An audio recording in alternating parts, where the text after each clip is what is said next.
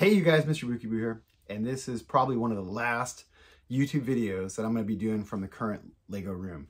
As you can see, things are still in disarray. I haven't moved yet, but I'm going to be moving really soon. In fact, as soon as this coming weekend, I'm going to start the move.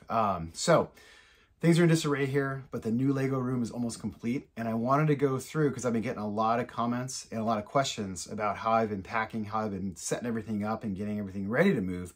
So I thought I'd take you through and show you the room as it is now in the total chaos that it is, but go through it and kind of show you what I've been doing to pack, give you some of the tips and things that I've learned, and you know, get some, I don't know, last minute encouragement from you guys, because I'm kind of freaking out about this because I got a lot of stuff to move and I'm really worried about these modulars, especially getting those to the new house. So let's take a look and see where I'm at. Okay, so what I've done is I've been using banker boxes to store most of the bulk Lego, small sets, and like stuff that doesn't easily break. And I've labeled it as best I can. So for example, I have walls, Chinese New Year park sets. Over here we have facades. There's train track right down here.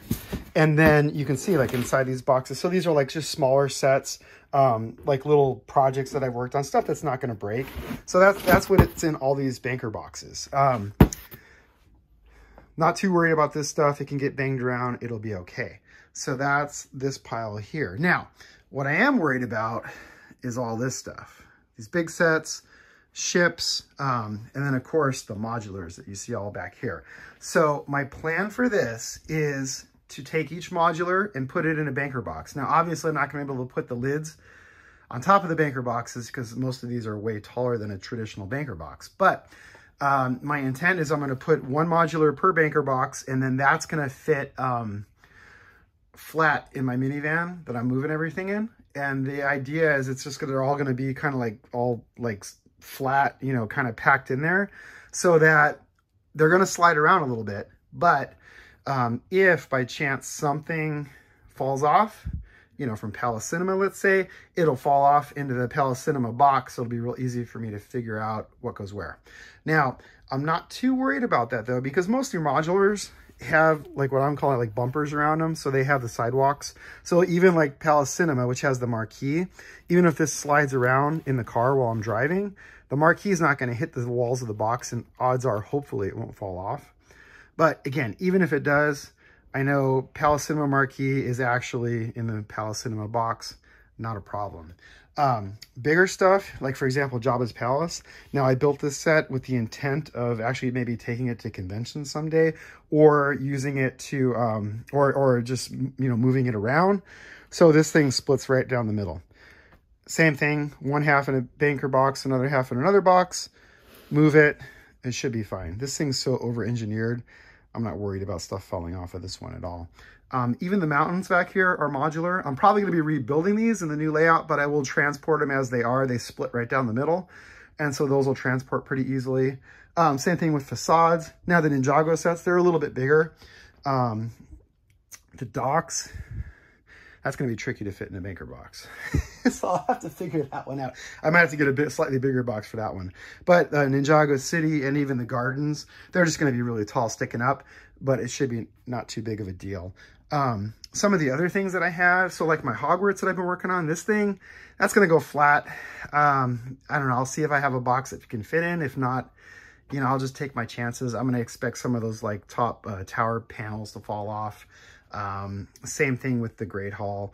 You know, it's pretty sturdy. You can see some of the support beams in there, but we'll see how it goes. You know, again, the beauty of this all is that it's Lego. So if something does fall apart, it's fixable. You know, it's not like a priceless china or something like that, where if it does break, you know, you gotta like glue it or it's ruined. You know, Lego, you can rebuild it. It's okay. So my tabletops, so these were actually over here and over here, and there's the legs down here, and there's the pedestals. So these are going to be, I'm going to try to move these really soon, as early as tomorrow, in fact, because I really want to lay out the new room and see how it's going to look. So a big part of that is getting these tables into there to make sure they're going to fit right. I did actually plot everything out on graph paper, so I'm hoping my measurements are correct, and I was a little conservative with this, so the room's actually smaller. on the graph paper than the actual room. So I'm hoping I have enough space for everything the way I kind of want to lay it out, but we'll see. So getting these over there is critical so I can kind of start to see how everything's going to fit. Again, with the table legs and then the pedestals. Now I actually put these tabletops on top of these pedestals. These are filled with all kinds of junk. So my intent will be to take the drawers out and then actually move the frame by itself and then the drawers, you know, kind of separately, and then just reassemble it when I get to the new house. These, my Besta shelves, which I have all this. So I'm going to take all these parts bins off. I'm going to use some painter's tape just to kind of close them shut so they don't open up while I'm moving them. And again, I'm probably just going to put all these flat in the bottom of the minivan and actually move all the parts in one go. Hopefully it'll all fit.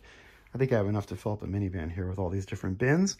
And then the frames will go in a separate trip, and then it'll get reassembled. Now, the cool thing, so in the new room, so I have these split, 3 on this side and 3 over here. They're all going to be one continuous line, kind of like how it used to be in the room before I reconfigured it. So they're all going to be in a row again, which is going to be really nice for finding the parts I need, and for, I don't know, just for display. I'm going to have a lot of display space on top here, and I haven't quite figured out what I'm going to do with that yet. These things, the ships, I have no idea what I'm going to do with these because they're super fragile with the sails and the rigging and stuff. I'm just going to expect that some of this is going to fall off while I move it. I don't think I have boxes big enough for this. If you guys have any experience moving ships, please let me know. Maybe I'll just give one to each one of my kids and try to have them hold it in their lap and drive it over there. I don't know. And then, of course, the Falcon. This thing, so my plan right now is I'm going to actually take it out of the display case. This is from I Display It. Check them out. They have awesome cases for pretty much any kind of Lego set you want.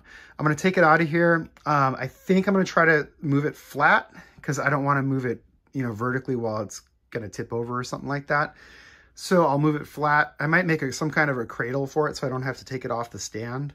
Kind of like when I attach the stand where I put it on 2 chairs. I might try to rig up something like that, similar to it, use some wood or something. And this will probably be one trip all by itself.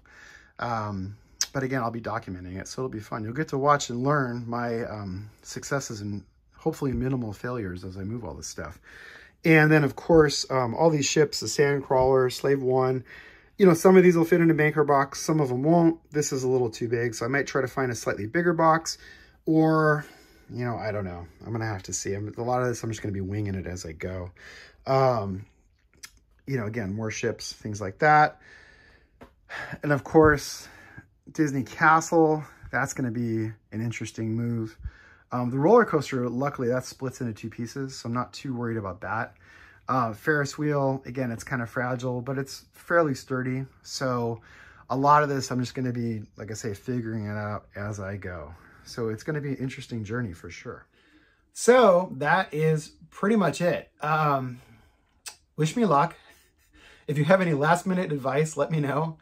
And I'll let you guys know what works and what doesn't work as I actually do it. But that's kind of my plan. So I'm going to be starting it as early as possibly tonight, or maybe definitely tomorrow morning, like first thing. I'll be starting to move all this stuff. And so, like I say, I'm going to try to film as much as I can of the move so you guys can get some advice on what's working, what's not working. I'll take lots of pictures as well as I load up the car so you can kind of see how I have everything laid out. And then, of course, I'll be doing lots and lots of video and content as I rebuild in the new Lego room, which I'm really excited about. And I'm excited to share that with you. So thanks for watching, and I hope to see you guys soon, and wish me luck. Bye.